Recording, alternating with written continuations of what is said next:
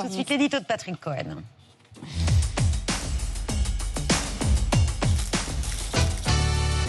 Pour éviter la censure, Michel Barnier renonce à augmenter les taxes sur l'électricité. L'une de ses dernières cartes avant les échéances parlementaires du début de la semaine prochaine, le 49.3, l'engagement de responsabilité sur le budget de la sécurité sociale lundi, qui entraînera le dépôt immédiat par la gauche d'une motion de censure, laquelle devrait être débattue et mise au vote mercredi. Le Premier ministre a donc annoncé ce qui était l'une des demandes majeures du Rassemblement national, mais aussi des autres partis, simultanément cet après-midi, dans une interview Figaro et lors d'un salon d'entrepreneurs PME à Station F. J'ai donc écouté tout le monde. Et en tenant compte aussi de leurs opinions, de leurs priorités, des vôtres d'abord, en tenant compte aussi du vote qui est intervenu hier au Sénat, où se trouve pour le gouvernement un point fort de soutien et de majorité claire, j'ai décidé de ne pas augmenter les taxes sur l'électricité. Dans le projet de loi de finances 2025, il n'y aura donc pas d'augmentation de ces taxes sur l'électricité, ce qui permettra concrètement une baisse des prix de l'électricité le 1er février de 14%, au lieu des 9% qui étaient prévus initialement. Alors, on reprend dans l'ordre. J'ai écouté tout le monde. Effectivement, tout le monde était contre, y compris d'ailleurs la ministre de la Transition écologique Agnès Pannier-Runacher, y compris la CRE, la Commission de régulation de l'énergie, ce qui n'a pas empêché le RN de crier victoire comme si la mesure s'adressait à eux, ce qui n'est pas non plus tout à fait faux. On va y revenir. La baisse des tarifs sera plus forte, dit Michel Barnier. C'est vrai, pour une fois, ce n'est pas le montant de la hausse qui était en débat, c'était l'ampleur de la baisse. Explication, pendant la crise, le gouvernement avait réduit les taxes pour amortir le choc. Aujourd'hui, comme les prix de marché ont beaucoup baissé, il rehausse les taxes au niveau d'avant-crise, qui laisse aux consommateurs une baisse de 14%, mais le projet initial, le budget initial présenté par le gouvernement prévoyait une surtaxe pour combler une partie du trou budgétaire, 3 milliards d'euros de recettes supplémentaires et une baisse des tarifs limitée à 9%. C'est cela qui vient d'être annulé. On va donc revenir, enfin si ça passe, parce qu'on ne sait rien sur l'avenir, on va donc revenir à une taxation de l'électricité d'avant le bouclier tarifaire. Et ces 3 milliards, ils seront dépensés comment ? Compensés. Compensés comment ? En partie oui, par une... dépensés. Oui, dépensés, non. En partie par une taxe sur le gaz. Elle a été votée hier par le Sénat. Elle rapporterait environ 1 milliard d'euros et alourdirait la facture des ménages chauffés au gaz de 60 euros par an pour une maison de 100 mètres carrés. Bon, c'est l'exemple qui a été pris par les sénateurs. Agnès Pannier-Runacher a dit qu'elle souhaitait par principe que le chauffage au gaz reste plus cher que celui de l'électricité. Et c'est vrai que ces dernières semaines, de nombreuses voix se sont élevées pour dire que ça n'a pas de sens de remettre des tarifs d'électricité plus haut alors qu'on cherche à électrifier l'ensemble du pays pour la transition énergétique. Est-ce que ce geste suffira à susciter à nouveau la bienveillance du Rassemblement national et à prolonger donc la survie du gouvernement ? Alors, personne ne sait ce qu'il y a dans la tête de Marine Le Pen, ni même si elle a déjà décidé ce qui sera le point d'arrivée. Pour l'instant, la stratégie classique est d'en demander toujours plus. C'est ainsi que quelques minutes avant l'annonce au Figaro, les députés RN avaient publié un communiqué avec une liste de courses destinée au Premier ministre. En plus de l'électricité, une baisse de la contribution de la France au budget de l'Union européenne, ce qui paraît très improbable, et une baisse drastique de l'AME, l'aide médicale d'État pour les étrangers sans papier. Dans le Figaro, Michel Barnier dit qu'il veut baisser sensiblement les soins de l'AME, sans dire comment. Après l'annonce de Michel Barnier, Jordan Bardella s'est empressé de saluer sa victoire pour dire ensuite « Mais nous ne pouvons pas en rester là, d'autres lignes rouges demeurent » et le président du RN d'évoquer le déremboursement supplémentaire de médicaments. En somme, le RN voudrait que le gouvernement applique son propre programme. Exactement, mais il aurait tort de se priver puisque comme la gauche fait bloc pour renverser le gouvernement et voter la censure, et ben les élus du RN ont entre leurs mains tous les moyens de leur chantage. La question est maintenant de savoir si l'extrême droite en demande toujours plus pour obtenir un petit peu plus, ou si elle demande plus pour être sûre de ne pas être satisfaite et finalement couper la tête de ce Premier ministre. Vous n'êtes pas dans la tête de Marine Le Pen, mais quelle est la stratégie selon vous là, du Rassemblement national ? Demander toujours plus pour obtenir un peu plus ou demander toujours plus pour ne jamais être satisfaite? Je pense qu'ils mettent en scène le fait que c'est eux qui décident de la chute de Barnier, de Michel Barnier ou pas. Et en fait, ce pouvoir-là leur est aussi donné par le gouvernement. Parce que dans les annonces qui ont été faites par Michel Barnier, il n'y a pas eu un geste en notre direction. Cette mesure. On l'avait voté à l'issue de l'Assemblée nationale. À l'issue des débats dans l'Assemblée nationale, nous avions voté la suppression de cette taxe qui rapportait 3 milliards. Et en fait, c'est parce que le RN le redemandait, alors que nous demandions une série de mesures, notamment sur la taxation des plus riches, mais surtout tout un tas de systèmes, notamment pour les entreprises multinationales, qui leur permet d'échapper à l'impôt. Tout cela, on n'a eu aucun geste, nous, en notre direction. Et en fait, il y a un moment où la question que moi j'ai envie de poser à Michel Barnier, c'est pourquoi mettre le RN au centre du jeu politique, alors que votre position de faiblesse, puisqu'il y a insuffisamment de députés qui le soutiennent, votre situation de faiblesse pourrait aussi vous inciter à regarder à gauche, et pourquoi ça n'est jamais possible. Et en fait, c'est une question philosophique que j'adresse au macronisme d'une manière générale. Je sors de plusieurs heures de débat sur les retraites à l'Assemblée nationale, où il était très manifeste qu'il y avait une volonté de ne jamais passer par le vote pour une réforme qui prive quand même de retraite. Ça tient à l'arithmétique. Il faudrait une masse de députés de gauche pour faire basculer, pour que Michel Barnier puisse rester, si, par hypothèse, disons, le RN vote la censure. Vous comprenez ce que je veux dire? Vous pourriez aussi vous demander plus et faire pression en disant, si vous accédez à certaines de nos demandes, on n'activera pas le bouton de la censure. Nous avons été non seulement solides, mais nous avons gagné vraiment des choses très importantes dans le débat parlementaire, en toute sérénité, je dois le dire. C'est-à-dire qu'en fait, on n'a pas l'habitude en France que le Parlement fonctionne sur une démocratie parlementaire. Nous avions obtenu un budget en sortie de l'hémicycle qui était vraiment à la fois solide, équilibré, bien plus qu'il ne l'est aujourd'hui dans les annonces de Michel Barnier. Et il l'était tellement d'une certaine manière que même les députés Renaissance ne l'ont pas voté. Donc en fait, ils n'acceptent pas que nous puissions avoir des victoires, et je pense que c'est... Beaucoup de fiscalité, d'impôts surtout. Non, mais par exemple, dans les fiscalités, il y avait par exemple une fiscalité sur les entreprises, sur les rachats d'actions. Je rappelle que les entreprises ont la possibilité de spéculer en fait sur leurs propres actions, donc elles rachètent leurs propres actions pour faire monter le cours et pour faire en sorte de pouvoir distribuer plus de dividendes. Ça, c'est un dispositif qui, franchement, n'est pas honnête vis-à-vis des autres entreprises. Il n'y avait pas de mal à taxer cela. Vraiment, en plus, c'était une taxe assez mineure. C'était pas. Et c'est pareil pour les entreprises qui délocalisaient notamment leur siège social pour échapper à l'impôt. Ça s'appelle l'exit tax. Donc, en fait, c'était aussi une manière de relocaliser notre économie et de solidifier notre économie. Donc, on avait obtenu vraiment un budget qui avait de la conséquence, qui avait de l'épaisseur, qui portait un projet différent de société, mais aussi d'économie. Et force est de constater que Michel Barnier n'a pas lu aucun des amendements, et que même ses députés à lui n'ont pas voté ce budget. Donc moi, j'ai du mal à comprendre, parce qu'en fait, j'ai l'impression qu'il y a presque une attirance vers le Rassemblement national. Vous l'accusez de former une sorte de majorité implicite. C'est un soutien sans participation. De François Hollande avec le Rassemblement national. Mais si vous obtenez la censure mercredi, ce sera avec la complicité du Rassemblement national. Mais moi, je ne demande aucune voix du Rassemblement national. Je dis juste qu'en fonction des lignes politiques que nous avons, en fonction aussi des victoires que nous avions obtenues à l'Assemblée nationale, encore une fois, à l'issue d'un débat parlementaire où, par exemple, des fois, le MoDem a voté avec nous, donc ça n'était pas que nous. Et on avait fait jouer cette espèce d'assemblée qui est en effet étrange, puisqu'il n'y a pas de majorité absolue, mais nous avions obtenu des choses.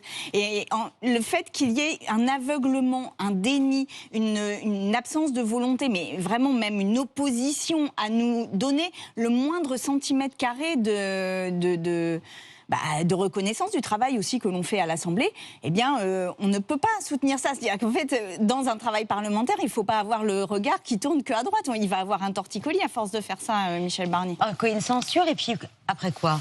Le nouveau Front populaire n'a pas de majorité qui lui permette d'avoir un gouvernement qui ne sera pas renversé. Ça n'est pas possible. Donc, qu'est-ce qu'on fait ? Mais je rappelle que ce qui s'est passé avec la nomination de Michel Barnier, c'est qu'on savait dès le départ que c'était la force politique qui était arrivée en troisième qui avait le gouvernement, ce qui est contre-intuitif dans une démocratie. Donc oui, il est possible que ce gouvernement tombe. Honnêtement, je ne sais pas comme vous quelle va être la sincérité, enfin quelle est la sincérité du Rassemblement national dans les annonces qu'ils font et dans les demandes qu'ils adressent à Michel Barnier. Donc je ne sais pas s'il tombera. Je pense qu'il faut quand même aussi poser cette hypothèse. Mais s'il tombe, eh bien il y aura la reformation d'un gouvernement. Et après, c'est à Emmanuel Macron, puisque c'est lui qui a la main, d'entendre ce qui s'est passé dans ces législatives que lui-même a provoqué. Et moi, j'ai le sentiment qu'il refuse, et c'était vraiment très flagrant aujourd'hui, encore une fois, dans l'Assemblée, les députés de macronistes, Emmanuel Macron lui-même, ont l'air de refuser l'idée qu'ils ne sont plus majoritaires, mais ils ne le sont plus. Et donc ça nécessite de travailler autrement, ça nécessite de prendre soin de la démocratie, ça nécessite d'avoir vraiment un travail presque d'orfèvre. Et en fait, tout cela n'est pas fait. Donc voilà, on se retrouve avec Marine Le Pen qui dit « je veux ça » et Michel Barnier qui lui répond « d'accord ». 63% des Français sont favorables à la démission d'Emmanuel Macron en cas de censure du gouvernement. Ça, c'est un sondage BFM TV. Est-ce que ça changerait quoi que ce soit, une démission du président? Parce que ça ne changera rien à la composition de l'Assemblée nationale. Mais là, il n'y a pas de dissolution possible avant le mois de juillet prochain. On est dans une crise de régime. On est dans une crise de régime. Et le responsable de cette crise de régime, ça n'est pas moi qui dit ces mots, c'est le député de Courson, qui n'est pas réputé pour être un grand gauchiste, qui dit non, pour le coup, par exemple sur les retraites, lui, il n'a pas la même position. Sur les retraites, c'est lui qui avait initié la motion de censure que vous avez votée contre la réforme Borne. Oui, pour une raison. Donc ne dites pas que... Non, pour une raison précise, et il était important qu'on entende sa raison. Non, qu'on entende sa raison, c'est que lui se positionne en garant du fonctionnement du Parlement. En fonctionnement, en respect de la démocratie du Parlement. Et c'est pour ça qu'il demande la démission du président de la République. Ce qu'il disait, c'était qu'une assemblée qui n'a pas voté un projet qui est aussi impactant sur la vie des personnes vont devoir travailler 2 ans de plus, eh bien, ne peut pas être passée en 49.3. C'était ça sa ligne à Charles de Courson.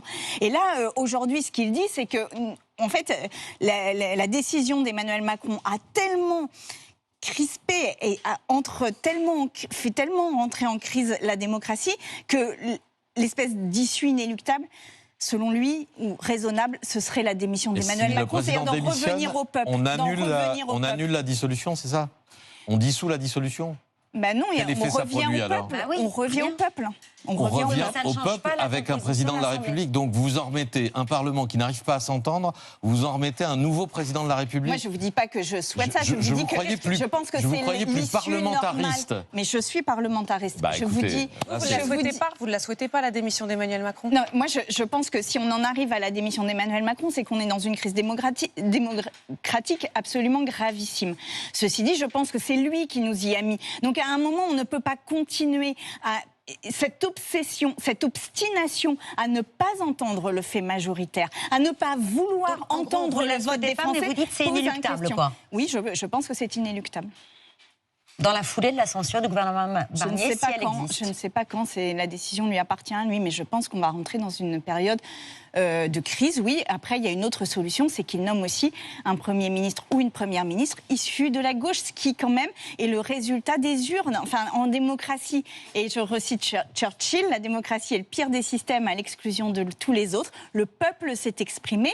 On peut ne pas être d'accord avec le peuple, mais le peuple est souverain. Et qu'à un moment donné, nous sommes arrivés en tête. Le peuple n'a pas voté en majorité pour la gauche. Il a voté en premier pour la gauche. En premier pour la gauche. Non, il a voté en premier pour le Rassemblement national.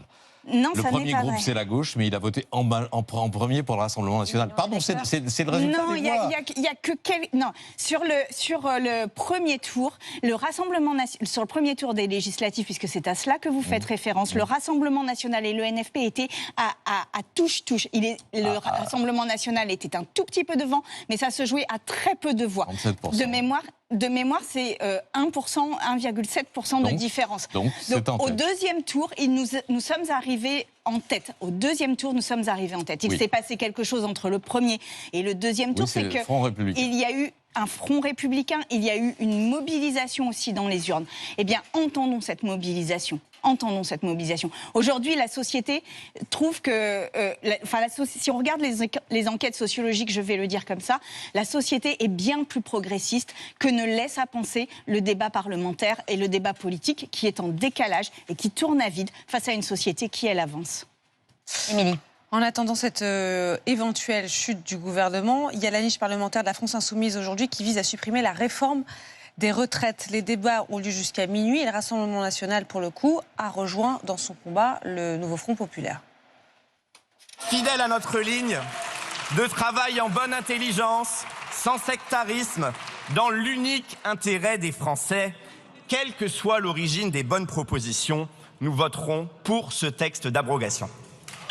Je vous remercie.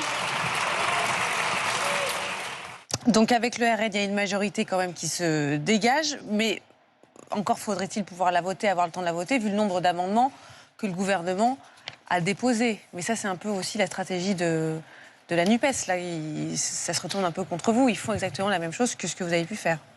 Alors, je crois que nous n'avions pas déposé près de 100 amendements sur simplement le titre de la loi. Je pense que nous n'avions pas fait ça. Et je pense que les amendements que nous avions déposés étaient sur les différents articles.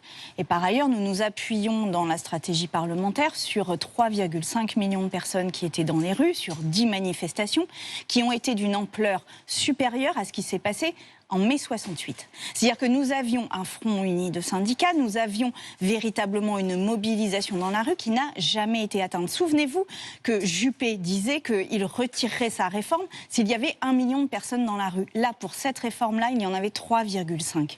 Donc, à un moment, la question se pose de savoir comment on représente ces personnes à l'intérieur de l'Assemblée. Et s'ils ont fait obstruction, c'est précisément parce qu'ils savaient qu'il n'y a toujours pas de majorité pour maintenir le système à 64 ans tel qu'il est actuellement. À quel moment on entend le peuple? C'est ça la question. On le sait, Anne Hidalgo l'a annoncé, elle ne briguera pas un 3e mandat à la mairie de Paris. Elle a adoubé un dauphin, Rémi Féraud, avec lequel elle était en déplacement aujourd'hui. Tout le monde doit avoir une place, mais à certains moments, il y en a qui peuvent plus rassembler que d'autres. C'est tout à fait le cas de Emmanuel Grégoire. Oh le lapsus. Oh le lapsus. Oui, alors vous enlevez le lapsus, mais c'est vraiment le cas de Rémi Féraud. Vous soutenez qui, vous? Parce qu'Anne Hidalgo, elle a l'air un peu perdue. Elle ne sait plus qui elle soutient, manifestement. Je ne soutiens ni l'un ni l'autre à ce stade. C'est-à-dire que nous n'avons pas encore défini notre stratégie sur Paris, nous les écologistes. Nous n'avons pas encore défini notre tête de liste et donc je respecterai les décisions collectives de mon parti là-dessus. Donc je ne sais pas si ce lapsus, il est incroyable. Pour mémoire, depuis des années, depuis des élections à Paris, vous faites moi, je vais vous dire, ça une me rend liste triste. au premier tour. Pardon. Non, pardon. Non, ça me rend triste ce lapsus d'Anne Hidalgo parce que ça dit tout des jeux politiques et de petites politiques en fait qui se jouent à l'intérieur des partis et que je pense les Français et les Françaises non seulement ne comprennent plus mais n'y adhèrent plus du tout. Vous voulez parler de la succession conflictuelle, la guerre de succession d'Anne Hidalgo au sein du Parti socialiste. Oui, je disais d'un mot que les écologistes ont toujours fait des listes autonomes au premier tour avant de fusionner, de se rassembler au second avec le Parti socialiste depuis... Oui, mais bon, je ne sais pas ce qui va se passer dans le cadre du nouveau Front populaire. On va voir ce qui va se passer. Vous restez avec nous, d'autres sujets à vous soumettre, notamment dans la story de Mohamed Bouafsi. J'attends ce moment justement pour avoir tous les détails, parce que d'autres choses vont peut-être apparaître. On ne peut pas à l'heure actuelle se revendiquer d'avoir été naïf à l'époque et de ne pas avoir compris ce qu'ils avaient mené sur les réseaux sociaux. C'était clairement écrit. C'est l'histoire d'un procès tellement emblématique qu'il en est devenu un outil pédagogique. Hier, 8 lycéens des établissements Simone Veil et Jules Ferry à Conflans-Sainte-Honorine, la ville où enseignait Samuel Paty, ont assisté à une audience du procès de l'attentat contre l'enseignant. Certains d'entre eux l'ont même eu comme professeur au collège. Hier, sous la pluie, nos reporters Oran Haas et Benjamin Delmas ont pu accompagner ces élèves de terminale. C'est le président qui préside l'audience, c'est-à-dire qui fait la police de l'audience, qui donne la parole, qui autorise. Tout ce qu'on demande à l'audience, c'est qu'il n'y ait pas d'exclamation, d'applaudissements ou de rire. Est-ce qu'on peut refaire un tour de quel accusé a fait quoi dans l'histoire? Parce qu'on sait plus. Alors, ils sont 8. Ceux qui sont derrière la vitre, c'est ceux qui sont déjà en détention provisoire. Et ceux qui sont devant, ils comparaissent libres, c'est-à-dire qu'ils doivent venir se présenter ou contrôle judiciaire. D'accord? Tous les procès qui sont dans cette salle sont filmés. C'est pas obligatoire, mais ils ont estimé que justement, vu le caractère historique du procès, ils allaient le faire. Pendant plusieurs heures, les élèves ont pu découvrir la cour d'assises spéciale de Paris et un procès hors norme, une première pour eux. Je suis très contente parce que j'avais jamais vu de procès. J'espère voir des témoins, voir comment ça se passe. On a étudié vraiment tous les accusés en cours et du coup c'est hyper intéressant de les voir en vrai et de voir le procès. Quel est le vocabulaire utilisé par les avocats, etc. À quel moment on en est passé à une rumeur, à justement à l'assassinat et la décapitation d'un professeur justement. C'est bien de sensibiliser les élèves et les plus jeunes. À quelques mètres d'eux seulement, 8 accusés, ceux qui gravitaient autour d'Abdullah Anzorov, ce terroriste tchétchène de 18 ans qui a assassiné l'enseignant pendant 3 heures sans bruit. Émus pour certains, ils écoutent religieusement, ne ratent rien des échanges. Ces élèves sont accompagnés de Chantal Anglade, c'est cette professeure de lettres qui organise la venue de 7 classes lors de ce procès historique. Ces élèves participent à un projet qui s'appelle Classe en audience, qui consiste d'une part à se préparer à aller en audience et plus tard, ils rencontreront 2 victimes de terrorisme. Les élèves étaient en classe de 4e l'année de l'assassinat contre Samuel Paty. Ce qui signifie qu'ils ont l'âge exact de la collégienne qui a menti et des collégiens qui ont reçu de l'argent pour désigner le professeur. Le monde enseignant a besoin que cette génération apporte sa réflexion à ce qui s'est passé. Nous le faisons non pas comme on ferait un cours de morale, on le fait vraiment en allant voir la justice en exercice. Alors qu'ils écoutent les avocats de la défense, les élèves prennent conscience de la portée de ce procès. D'autres apprennent que c'est la même salle qui a accueilli le procès des attentats du 13 novembre. Tous décrivent une atmosphère pesante. Pour l'avocat des parents de Samuel Paty, cette démarche est nécessaire dans la construction philosophique des adolescents. Les étudiants, lycéens, collégiens sont particulièrement sensibles au sujet qui nous occupe. C'est la découverte du monde judiciaire, du débat. Il y a une forme de pédagogie aussi sur tout ce que peut représenter ce procès, les réseaux sociaux, la radicalisation, l'endoctrinement. Je pense que chaque élève peut se dire « mince, qu'est-ce que j'aurais fait moi aussi devant ce collège face à Anzorov qui propose de l'argent ?» Je pense que ça renvoie à ça. C'est aussi savoir dans un discours déconstruire ce qui est faux, ce qui est vrai et puis analyser aussi ce qui se passe dans les débats dans la salle d'audience. Pendant 3 heures, les élèves ont été plongés au cœur de ce procès jusqu'à écouter les arguments de la défense. Moment puissant, le silence, alors que les élèves écoutent la femme d'Abdelhakim Sefrioui, le militant islamiste qui a lancé la fatwa contre Samuel Paty. Tous marqués, certains regrettent déjà de s'en aller. Je ne pensais pas que ça allait durer aussi longtemps. Il y avait tous les avocats qui posaient des questions et les réponses étaient assez longues. C'était très impressionnant. Les témoignages, ils sont faits, il n'y a pas le droit d'avoir de notes, donc ils sont spontanés. Les avocats de la défense, parfois je les ai trouvés agressifs. Ils essayaient de débusquer la moindre petite faille de procédure. C'est particulier à voir. Ça parle pas que aussi de ce qui s'est passé pour Samuel Paty, mais il y a vraiment une organisation derrière, un mouvement islamiste et je trouve que c'est hyper important d'en parler. On est vraiment ancrés dans cette affaire. C'était important pour nous d'être ici et même de rester toute cette journée et même d'y retourner, on espère, après. Sandrine Rousseau, alors qu'a lieu actuellement le procès Samuel Paty, une autre polémique est née la semaine dernière à l'Assemblée nationale. Le député du Nord, Hugo Bernalicis, a déposé une proposition de loi visant à abroger le délit d'apologie du terrorisme instauré en 2014. Est-ce que vous pensez, comme lui, que cette loi est dévoyée, mal utilisée ou au contraire qu'elle est essentielle ? Alors, il n'a pas proposé d'abroger le délit de... Il a estimé que l'objectif premier n'était pas de faire reculer le terrorisme, mais plutôt de protéger les politiques. En fait, il le remettait à l'endroit du code pénal où c'était avant, c'est-à-dire dans le droit de la presse.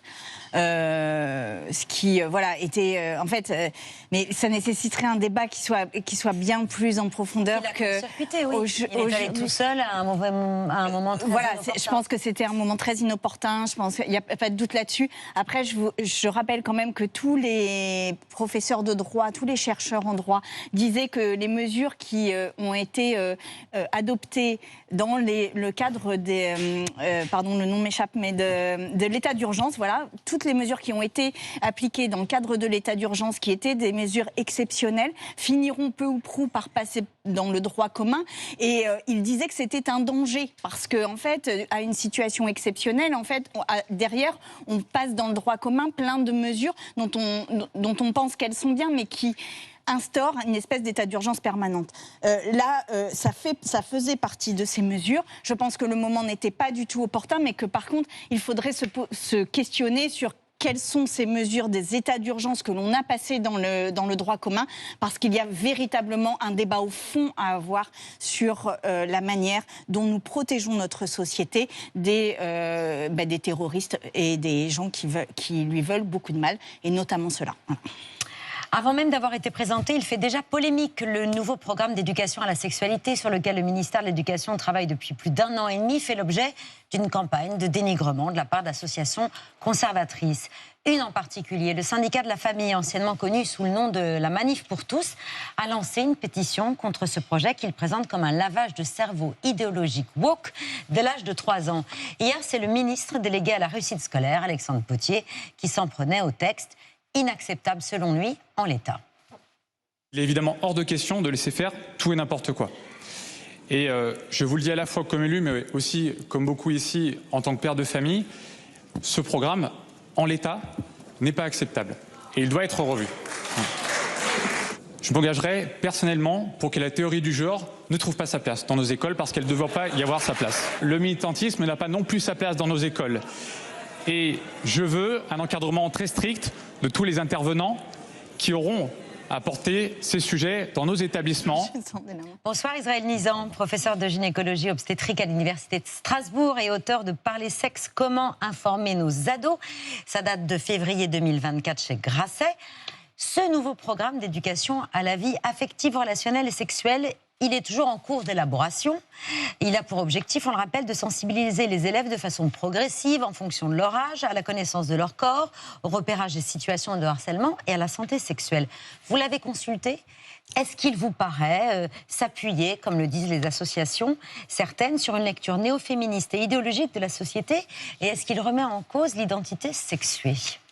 Je l'ai lu ligne par ligne, je n'ai rien trouvé de tout cela. Et je pense qu'il y a une chose que la France ne peut pas faire, c'est de rester sans information à la vie affective et sexuelle, alors qu'on a une loi depuis 2001 et qu'il n'y avait pas de programme, qu'il n'y avait rien de fait dans ce sens. Moins de 20% de nos enfants et adolescents ont une information à la vie sexuelle et affective. Et quand il n'y a pas d'information sur la sexualité, c'est les femmes qui payent l'addition. C'est donc un sujet très féministe, au contraire, parce qu'il n'y a jamais eu un homme qui a eu besoin de faire une IVG. Et donc, c'est les femmes qui payent l'absence d'information. Avec des grossesses non désirées. Avec des grossesses non désirées, avec plus d'infections sexuellement transmissibles. Et ce n'est pas ceux qui hurlent actuellement contre ce programme qui proposent quoi que ce soit. Ils sont debout sur le frein, mais il n'y a pas de proposition de leur part, si ce n'est de dire que c'est une affaire de famille. Or, il vient un moment où ce n'est pas une affaire de famille. Parce que les familles n'ont pas les mots ? Ou parce que c'est encore tellement tabou ? C'est très important que l'éducation au respect de soi, au respect de l'autre, se fasse en famille. Les parents sont les seuls légitimes pour l'éducation à la morale. Mais vient un moment où ils ont besoin d'aide, à la puberté, au moment de l'émancipation hormonale, au moment de l'adolescence et du début des fantasmes sexuels. Les parents sont laissés de côté et c'est normal. Ils ont besoin d'aide à ce moment-là. On vient d'entendre le ministre délégué à la réussite scolaire, Alexandre Potier, expliquer que la théorie du genre n'avait pas sa place à l'école. D'ailleurs, le terme identité de genre, qui revenait plusieurs fois dans la première version du texte, ne figurera pas dans la version définitive. C'est ce qu'a précisé l'entourage de la ministre de l'Éducation. Pourquoi cette question, elle fait si peur autour de l'identité de genre ? il y a un phénomène qui est assez important numériquement de jeunes, et surtout de jeunes femmes, qui ne veulent pas rester dans leur sexe. 75% des demandes de transition de sexe sont des femmes qui ont des histoires personnelles difficiles. Et ça en dit long d'ailleurs sur la condition de la femme dans notre pays. Qu'il y ait beaucoup de femmes qui veulent pas rester dans leur situation féminine, moi ça me questionne quand même. Mais ça, c'est les réseaux sociaux, c'est l'ambiance, c'est le fait qu'on se sent homosexuel, qu'on n'ose pas déclarer son homosexualité, et qu'aujourd'hui, c'est mieux de dire qu'on n'est pas né dans le bon corps que de dire qu'on s'intéresse aux gens du même sexe. Et donc, je pense que véritablement, il y a une inquiétude de la société sur le genre, et que dans le programme en question, il n'y a rien sur cette... Donc agiter ce chiffon-là pour dire le programme est mauvais, c'est un faux procès. Donc c'est un fantasme militant, ce qui s'est imprimé. Enfin, on va citer, hein, il y a eu 3 pages dans le... C'était la une du journal du dimanche dernier. Donc il n'y a rien, il n'y a pas de substance qui permettrait de nourrir cette histoire. Je l'ai cherché avec ce critère-là de tri. Je n'ai rien trouvé. Dire que le genre a disparu, il n'y a pas de théorie du genre. Le genre masculin et le genre féminin, dire que les vêtements sont genrés, que la coiffure est genrée, enfin c'est naturel. Et puis n'importe quel enfant de 2 ans le sait. Donc si on ne peut plus utiliser le mot genre, parce que dès qu'on utilise le mot genre, c'est un gros mot, c'est ridicule. Donc on n'est pas dans un problème de grammaire, on est dans un affichage de « attention, il y a un vrai problème sur les... » problème de fluidité de genre, mais ce mot-là n'est pas dans le programme. Et véritablement, le pire, c'est de ne pas en parler. Oui, moins on parle de sexualité aux enfants avec des mots adaptés, plus on les expose aux abus sexuels des adultes, déjà. Et sans éducation sexuelle à l'école, le résultat, c'est que le porno devient un tuto. C'est le porno qui s'en charge. Nous n'avons pas éduqué nos enfants depuis 2001. On a laissé massivement la pornographie. Nous avons des enfants qui sont en stabulation libre. J'ai vu des jeunes de 10 ans qui sont addicts 3 heures par jour de pornographie gratuite à 10 ans. Et je ne vous dis pas les dégâts que ça fait au plan psychologique. Nous les laissons... La loi sur la protection des mineurs, si vous essayez de distribuer cela à des jeunes dans la rue, on vous arrête. Mais si vous êtes un milliardaire du net, vous pouvez vous affranchir de la loi sur la protection des mineurs. Donc il y a 2 lois qui ne sont pas appliquées. Celle sur l'information à la sexualité dans les écoles, 2001, et la protection des mineurs, ça fait un effet ciseau. 48. Nous n'éduquons pas nos enfants. Rassurez-vous, la pornographie le fait à notre place. J'espère que ça ne vous rassure pas. Votre réaction dans un instant, Sandrine Rousseau, mais d'abord Émilie. Oui, ce sont les professeurs qui vont devoir appliquer ce programme. Vous le dites vous-même, on n'est pas allé depuis 2001. Est-ce qu'ils sont formés, les professeurs, à appliquer un programme d'éducation sexuelle? Si en 2001, il n'y avait pas eu le blocage des mêmes, on aurait effectivement les ressources humaines aujourd'hui. Mais ils ont tellement bien bloqué la loi en 2001 que personne n'a osé bouger. Je vous rappelle l'affaire des ABC de l'égalité, où le gouvernement a reculé. Et donc, on n'a pas les ressources humaines, mais on pourrait les avoir pratiquement en 1 an. Je vais vous donner une idée. Il y a 9000 internes en médecine, il y a des milliers d'étudiantes sages-femmes, des milliers d'étudiantes infirmières. Disons à tous ces étudiants en santé qu'ils doivent aller faire un module de quelques heures de formation parce que ça va aller plus vite, et qu'ils doivent un certain nombre d'heures dans les écoles et les collèges. Le problème serait réglé en 1 an. Mais donc c'est une question de volonté politique. Sachant cela quand même, quand vous dites que ce n'est pas un problème familial, que ça doit être scolaire, vous comprenez quand même l'inquiétude de certains parents qui peuvent se demander mais qui va parler de ces sujets sensibles à mes enfants et comment on va en parler? C'est pas ceux qui hurlent qui sont connus pour faire le mieux l'éducation à la maison. Et je vais vous dire un chiffre qui, moi, me terrifie. On a le record des abus sexuels en Europe. 20% de nos enfants subissent des abus sexuels, dont 85% sont d'origine familiale. Donc la famille, c'est la meilleure et la pire des choses. Et donc, véritablement, il faut apprendre à un enfant que son corps est à lui, qu'on ne peut pas le laver à 6 ans. Il ne sait pas. Il ne le sait pas. Si on ne le lui apprend pas, il ne le sait pas. Et les abus sexuels peuvent donner des dégâts à vie. Donc c'est très intéressant parce que le projet, il prévoit par exemple d'aborder la notion de consentement en CE2, la puberté en CM1. C'est l'âge adéquat ? C'est pratiquement... ce projet et ce programme est décliné année après année, avec les objectifs, comment le faire. C'est un vrai beau travail d'éducation. Et ce programme est très ambitieux, peut-être même trop ambitieux, mais le critiquer juste parce qu'il y a le mot genre, c'est à nouveau mettre le pied sur le frein et rien proposer à la place. Sandrine Rousseau. Oui, je voudrais juste dire pour les personnes trans que ça n'est pas juste des personnes homosexuelles qui vivraient mal leur homosexualité. C'est une démarche personnelle qui est bien plus lourde que celle-ci. Mais Simone de Beauvoir disait « on ne naît pas femme, on le devient ». Et donc, en fait, ces cours d'éducation sont juste des manières de parler de choses dont il est extrêmement difficile de parler en famille. Il y a des familles où, par exemple, quand les petites filles ont leurs premières règles, elles ne le disent pas, où elles ont honte, où on ne les a pas informées de ce qui allait se passer.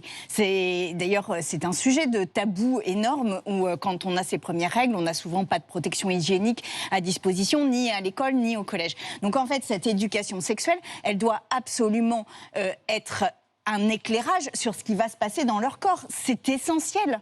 Et il y a cet obscurantisme qui ne veut pas de cette éducation sexuelle, c'est pour maintenir les femmes dans leur ignorance, les hommes aussi, mais encore plus les femmes, dans l'ignorance de leur corps, dans l'ignorance de ce qui va se passer pour elles. Et c'est une manière de les maintenir sous cloche et de les dominer. Enfin, je veux dire, on va se poser les choses de manière extrêmement claire. Donc voilà, je partage l'idée qu'il faut absolument ces cours d'éducation sexuelle. Je rappelle qu'aujourd'hui en France, dans chaque classe, il y a 3 enfants qui sont victimes de violences sexuelles, d'inceste, 3 enfants par classe. Aujourd'hui, l'éducation nationale n'a fait aucun programme d'ampleur pour essayer de les identifier de manière systématique. Il est fait. Voilà. Le programme est fait. Le programme est fait, mais aujourd'hui, ça n'est pas appliqué. C'est absolument indispensable. Ce sont des vies que l'on sauve par ce programme. Merci beaucoup, Israël Nizan. Je rappelle Par les sexes, comment informer nos ados. C'est un livre essentiel, un petit livre rose essentiel. Vous restez avec nous, c'est l'heure du 5 sur 5 de Laurent Sénéchal. J'ai pas dit que c'est la solution. C'est une cause. 7 ans de prison pour le meurtrier du fils de Yannick Aleno. Oui, Antoine Aleno, mort à 24 ans, percuté à scooter par un homme ivre au volant d'une voiture volée. Il roulait à 120 sur une route limitée à Paris à 30 km/h. 7 ans de prison donc, mais un mandat de dépôt différé. Autrement dit, il sera convoqué plus tard pour purger sa peine. Sur ce point, et seulement ce point, Yannick Aleno est déçu selon ses avocats. 7 ans, c'est quand même une grande peine pour un homicide dit involontaire. Le deuil de la famille Aleno va peut-être pouvoir commencer.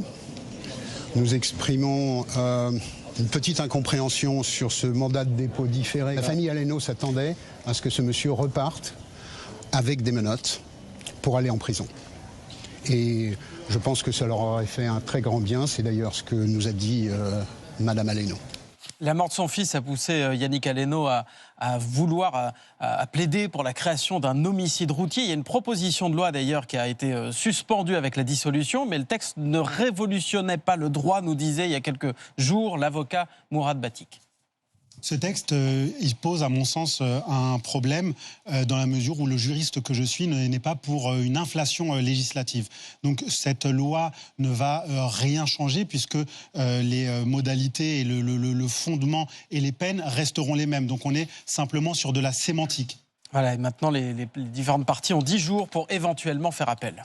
La nouvelle menace de Vladimir Poutine. Oui, le président russe qui menace maintenant d'utiliser à nouveau son missile expérimental capable de porter des têtes nucléaires, mais cette fois contre Kiev, la capitale ukrainienne. В том числе, я об этом тоже сказал, не исключаем и использование орешника по военным, по объектам военной промышленности, либо по центрам принятия решения, и в Киеве в том числе. La Russie qui a encore frappé durement l'Ukraine aujourd'hui, plus de 90 missiles et 90 drones qui ont touché les infrastructures civiles, notamment le réseau électrique de l'Ukraine. Les groupes électrogènes, vous voyez, sont souvent de sortie, mais seulement pour ceux qui ont la chance d'en avoir, alors que l'hiver s'installe progressivement en Europe de l'Est. Beaucoup d'appartements ukrainiens sont souvent chauffés au gaz ou au charbon, mais tout vient à manquer. В квартире, сами понимаете, сейчас нема там, газом не натопишь, бетон, сами понимаете. Спасаємось тільки світлом, щоб топити каміном, газом, у кого є ці. L'Ukraine souffre et s'inquiète de l'arrivée prochaine de Donald Trump au pouvoir aux États-Unis. Ça se précise de ce côté-là, puisque Trump vient de désigner un vieux général en retraite comme conseiller spécial à l'Ukraine et à la Russie. Keith Kellogg, aucun lien avec les céréales, il a 80 ans. Ça n'est pas le pire des profils pour Kiev. Il veut la négociation, mais sans lâcher l'Ukraine en rase campagne. And what they have done is they've basically given Russia sanctuary. As a military background, you never give an opponent a sanctuary. Never, never, never. We did that in Vietnam, big mistake. And that's what they've done by restricting the ability of them to use the weapons that we give them. If it's a war, let it be a war. It's hard, but you have to accept that. Vous voyez, Kellogg, il est pour qu'on lève les restrictions d'usage des armes qu'on livre à l'Ukraine. Les signes d'une Amérique qui prolongerait cette aide avec Trump se multiplient au fil des nominations du président élu. Écoutez comment celui qui va diriger le contre-espionnage sous Trump parlait de Poutine il y a quelques mois. He will say to that murderous former KGB colonel, that thug who runs the Russian Federation, you will negotiate now, or the aid that we have given to Ukraine thus far will look like peanuts. That's how he will force those gentlemen to come to an arrangement that stops the bloodshed. Donald Trump et Kamala Harris qui prolongent leur duel à l'occasion de Thanksgiving. Ouais, Thanksgiving, c'est le jour de l'année où les Américains se rendent grâce mutuellement. Chez Donald Trump, ça donne un message très trumpien. Joyeux Thanksgiving à tous, y compris aux fous de la gauche radicale qui ont travaillé si dur pour détruire notre pays, mais qui ont lamentablement échoué. Il a posté ça tout à l'heure. Son adversaire déchu, Kamala Harris, elle a souhaité Thanksgiving à ses équipes et leur a demandé de poursuivre le combat. That's not over. That fight's still in us and it burns strong. And on this practical eve of Thanksgiving, I wish everyone a happy Thanksgiving with the ability and to find the ability at this moment to just remember there is so much to be thankful for. Thanksgiving aux États-Unis, c'est toute une tradition. On y mange du pain de maïs, on y mange surtout une dinde. Et il y a la parade centenaire des ballons géants Macy's à New York. On la voit dans le film Miracle sur la 34e rue ou dans la série Seinfeld. 17 ballons géants cette fois, dont, pour les plus petits ou qui nous regardent ou les jeunes parents, les pas de patrouille qui étaient cette année dans la parade. Autre tradition à Thanksgiving, les bouchons. À Los Angeles, par exemple, regardez, pour partir en week-end prolongé, parce que c'est un jour férié, les Américains ont très peu de vacances, 3 semaines seulement en moyenne par an. Ils partent donc, les files d'attente s'allongent aussi dans les aéroports. Ils partent et ils font leur course de Noël. C'est le moment des grandes promotions. Demain, le Black Friday. On verra ce qu'il en sera demain. En tout cas, l'an dernier, ça ressemblait à ça. Yeah.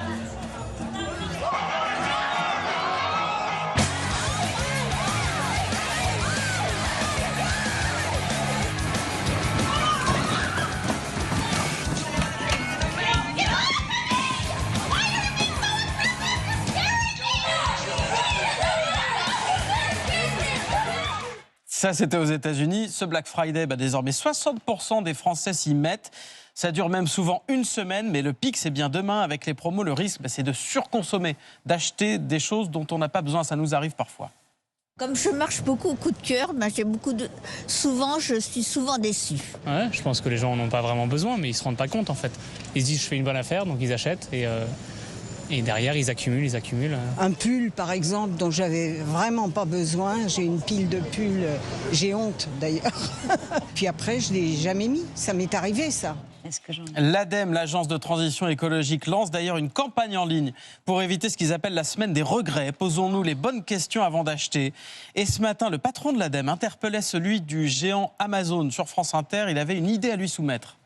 Quand on est sur votre site, on peut classer les produits par prix croissant. Du moins cher au plus cher.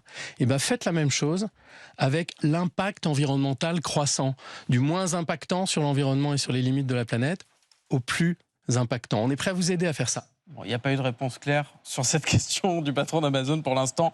Pas de bouton pour trier l'impact écologique des achats qu'on fait. Le secteur du vin est en difficulté, sauf en ce qui concerne le secteur du vin sans alcool. Oui, on boit moins de vin, moitié moins qu'à 50 ans en France. Mais on boit de plus en plus de vin sans alcool. Le chiffre d'affaires dans le secteur a bondi de 28% sur les 8 derniers mois. Comment on fait pour produire du vin sans alcool ? Sur France Info, Olivier Chauve est allé demander aux professionnels qui sont réunis en ce moment au plus grand salon du secteur, Vinitec à Bordeaux. Pour désalcooliser un vin, 2 étapes. D'abord une filtration pour extraire les tanins, arômes, colorants ou encore polyphénols. Reste ensuite le perméa, mélange d'eau et d'alcool. Dans ces colonnes ici, nous avons la séparation sous vide et qui permet la séparation entre l'eau et l'alcool. L'eau, c'est mélangée autrefois avec le produit concentré pour obtenir de facto du vin sans alcool. Alors on a voulu en savoir plus, évidemment. On a envoyé Salomé Delattre dans une boutique spécialisée. Il existe des caves à vin sans alcool, notamment à Paris. Ça permet d'avoir une alternative. Alors, c'est pas du vin, mais ça y ressemble. Et du coup, c'est plaisant. On a toujours ce petit rituel d'ouvrir sa bouteille.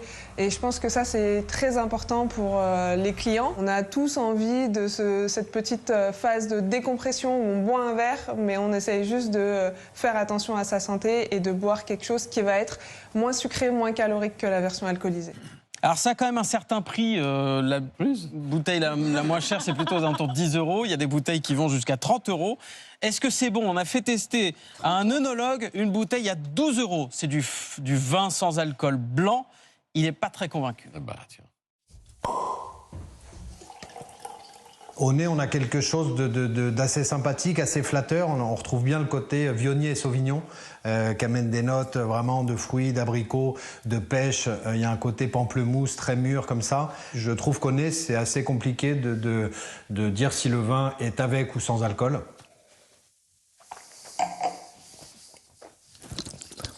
Oui. Bon, c'est pas... c'est pas ça. Pour moi, même le mot vin ne devrait pas forcément apparaître sur cette bouteille. Voilà, il n'est pas vraiment convaincu, il voudrait même qu'on n'appelle pas ça du vin. Je rappelle que de toute façon, le vin avec alcool, c'est avec modération. L'alcool, c'est dangereux pour la santé. Je ne sais pas si on peut avoir... Voilà, je vous ai apporté les bouteilles. Merci beaucoup, Victor. Elles sont vides, les bouteilles. Mais non, c'est parce que l'œnologue a goûté. Qu'est-ce que vous préférez, du blanc ou du rouge ? Allez, du blanc. Allez, du blanc, allons-y. Voilà. C'est sans alcool, je le précise. Évidemment, Patrick. Je vous en sers un petit verre quand même. Un du rouge pour voilà. Pendant qu'on déguste, alors Lille continue de sauver l'honneur du foot français en Ligue des Champions. On a le droit de traquer, il n'y a pas d'alcool. Vous avez le droit de traquer, il n'y a pas d'alcool. Victoire du LOSC hier, 2 buts. Ah, c'est pas mal dit quand même, Sandrine Rousseau. Victoire du LOSC, 2 buts 1 à Bologne en Italie. Avec ça, c'est le tout jeune Mouko, auteur d'un doublé, élu homme du match à 20 ans seulement. Lille est la seule équipe française qui a gagné hier et avant-hier en Ligue des Champions. Brest, c'était un peu nos chouchous. Ils ont perdu 3-0 à Barcelone. Monaco a perdu 3-2 contre le Benfica. Le PSG a perdu 1-0 à Munich. Mais il y a pire quelque part. Le Real Madrid qui a encore perdu 2-0, malgré Mbappé et ce qui leur coûte, les 31 millions d'euros la saison. Sur Internet, même les Français, les Parisiens sont dépités du niveau d'Mbappé. Ce soir, Mbappé, c'est un drame.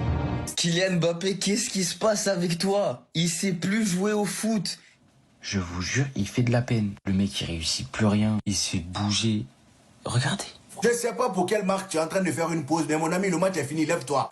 Eh ben, cette image que vous voyez là, elle est détournée, celle de Kylian Mbappé en l'air après un coup d'épaule, mais alors la tête en bas, ça donne ce type de détournement sur Internet. Le voici en breakdancer pendant les Jeux Olympiques. Et il existe aussi la version catcheur, un peu comme la future ministre de l'Éducation de Donald Trump d'ailleurs. Bonne nouvelle, le chien qui errait. Ah oui, on fait même le chien, on a le temps. Bah, je veux bien, ouais. Ah bah non, on n'a pas le temps, Babette. On l'a retrouvé ou pas? On l'a retrouvé. Le vin sans alcool. Le chien a été retrouvé, mais les feuilles de Babette, non. Non, c'est le vin sans alcool. Merci beaucoup, Sandrine Rousseau. Merci beaucoup, professeur Israël Nizan, d'avoir accepté notre invitation. Dans un instant, Mika, le parrain de la 38e édition du Téléthon, accompagné de Félicie, qui sera une des jeunes filles ambassadrices de cette édition. Et puis... Aya Nakamura, comme a dit Sandrine Rousseau, c'est la classe à la Dallas. On n'est pas peu fiers de l'accueillir sur le plateau de C'est à vous, accompagnée de Françoise Lehmann, la directrice internationale de Lancôme, qui l'a choisi, Aya Nakamura, comme égérie aux côtés de Julia Roberts, de Penelope Cruz ou de Zendaya. On va revivre un peu des JO aussi avec Aya Nakamura ce soir. Tout de suite, on est en direct jusqu'à 21h.